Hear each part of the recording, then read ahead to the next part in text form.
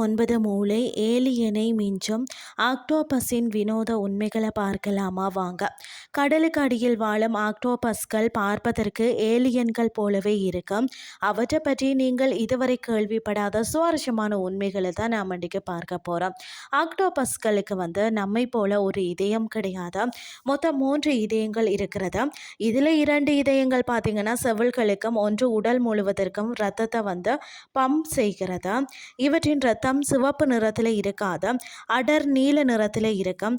இதற்கு பார்த்தீங்கன்னா இரத்தத்தில் உள்ள தாமிர புரதமான கெமோசையனின் தான் முக்கிய காரணமாகும். ஒரு ஆக்டோபஸுக்கு 9 மூளைகள் இருக்கிறது என்பது பலருக்கும் தெரியாத உண்மைங்க. தலையில் ஒரு முக்கியமான மூளையும் அதன் 8 கால்களையும் தலா ஒரு சிறிய மூளையும் செயல்படுமா. எதிரிகளிடம் சிக்கினால் இவை ஒரு கருப்பு நிற மைய தண்ணீரில் பீச்சி அடிக்குமா.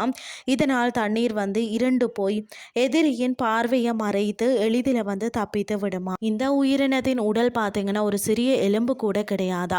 இதனால் ஒரு சிறிய நாணய அளவு ஓட்டை இருந்தால் கூட உடலை வளைத்து எளிதாக வெளியேறிவிடுமா. எதிர்பாராத விதமாக இதன் 8 கால்களில் ஒன்றுதான் துண்டிக்கப்பட்டால் அது பெரிய பிரச்சனை இல்லை. பள்ளிக்கு வாழ் வளர்ப்பது போல தான் உடைந்த கால் தானாக மீண்டும் முளைத்து விடுமா. இவை எந்த ஒரு பொருளையுமே வாயால் ருசியாக பார்க்க வேண்டிய அவசியம் இல்லையா. தன் காலால் தொட்டாலே அதில் உள்ள உறிஞ்சிகள் மூலமே சுவையை துல்லியமாக கண்டுபிடித்து விடுமா. தன்னை சுற்றியுள்ள ஆபத்துக்களை உணர்ந்தாலே இவை ஒரு நொடியில் நிறத்தை மாற்றிக்கொள்ளும். பாறைகள் அல்லது மணலின் நிறத்திற்கு ஏற்ப உடலை உருமாற்றி தப்பிக்கும் வித்தை இவற்றுக்கு தெரியுமா. பெண் ஆக்டோபஸ்கள் பார்த்தீங்கன்னா முட்டையிட்ட பிறகு அதை சுற்றியே பல மாதங்கள் உணவு இல்லாமல் காவல் காக்குமாம்.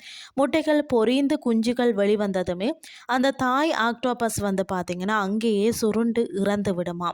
முதுகெலும்பு இல்லாத உயிரினங்களில் இவைதான் மிகவும் புத்திசாலித்தனமானவை அப்படின்னு அறிவியலாளர்கள் சொல்கிறாங்க. மூடியுள்ள ஜாடிகளை திறப்பது, புதிர்களை விடுவிப்பது என இவை மனிதர்களையே ஆச்சரியப்படுத்தும். இந்த உண்மைகளை படிக்கும்போது ஆக்டோபஸ்கள் இந்த பூமியின் உயிரினம் தானா என்ற சந்தேகம் வருகிறதா.